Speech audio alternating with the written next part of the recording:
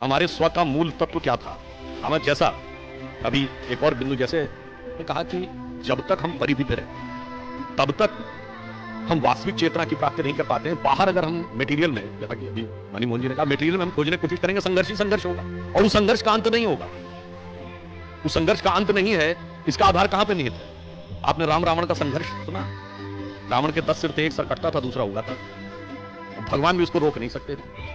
और ये बात, और 10 ही सिर क्यों थे रावण के? 15-20 भी तो हो सकते थे, 25-30 भी हो सकते थे।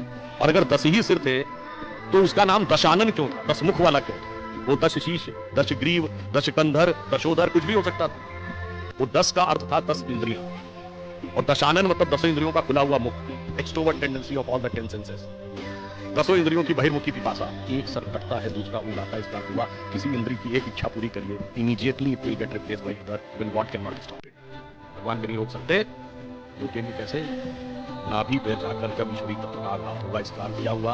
आप बाहर परिधि पे घूमते रहिए, संतुष्टि कहीं नहीं है, संतुष्टि केंद्र में जाती है। और इसलिए रावण के सर कटते रहते हैं, उठते रहते हैं। जब नाभि पे जाकर उसका प्रभाव होता है, तब जाकर उसमें वास्तविक नियंत्रण आता है।